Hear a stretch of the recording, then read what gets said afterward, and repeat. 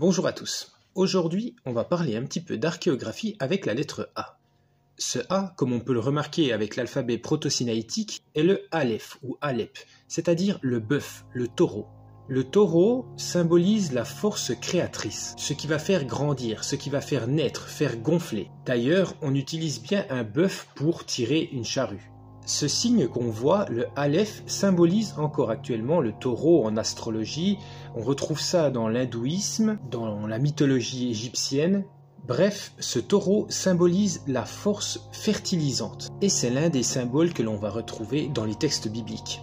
Puisque ça symbolise donc cette force, ce gonflement, le bœuf initialement bosse, c'est bien cette idée, c'est une bosse. C'est l'image du gonflement ou de l'enfant à naître, avec le B qui va suivre. Ce Aleph, c'est l'idée du potentiel à venir, d'où sa place dans l'alphabet, l'alpha, dans ce qui sera l'alphabet, etc.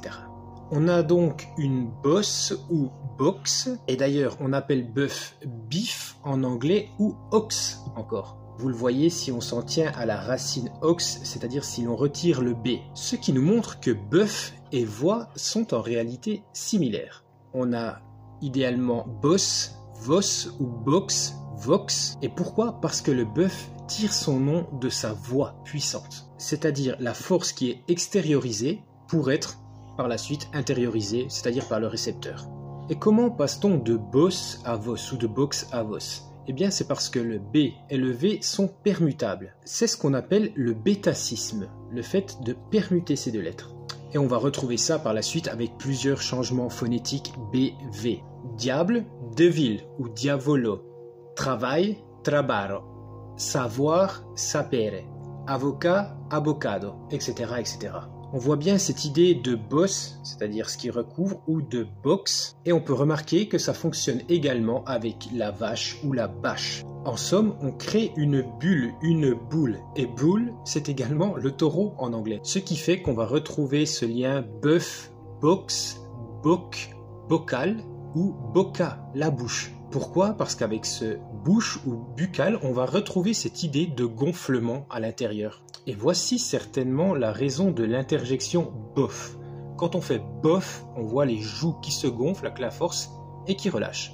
Le bœuf est donc cette force lourde qui cherche à s'exprimer, à faire naître, à sortir. Tout comme le poids est une énergie non exprimée et tout ce qui vient entourer, certes, protège, mais va également empêcher de sortir. Et s'il n'y a pas d'ouverture, eh bien, impossible de sortir.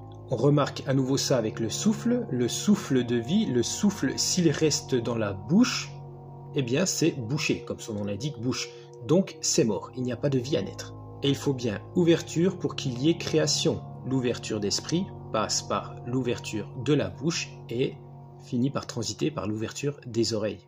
Alors les boucles d'oreilles représentent certainement cela. C'est une protection, une parure, mais également une attache au monde. Et cela est peut-être plus clair avec le bracelet, c'est bien le bracelet, ou le collier qui est bien le collier. Ce sont des signes d'attache au monde, c'est-à-dire d'attache à la terre, et la terre est bien le symbole du taureau. Plus on est terre à terre, eh bien moins on sort. C'est logique. Ainsi, pour être pleinement utile, le bœuf implique cette idée de créer avec force, mais également de sacrifier. Et on comprend d'ailleurs mieux de cette manière l'idée du bouc émissaire biblique. Il faudra donc se battre, combattre fortement comme un bœuf, to box, voilà l'idée de boxer, pour arriver dans le B, c'est-à-dire la maison, c'est symbolisé comme ça, F, ça signifie la maison, cette maison où la force sera reçue et pourra grandir. Voilà, si le fait de rebondir sur des lettres par l'archéographie vous intéresse, faites-le moi savoir en commentaire et j'y consacrerai peut-être davantage de vidéos. À bientôt!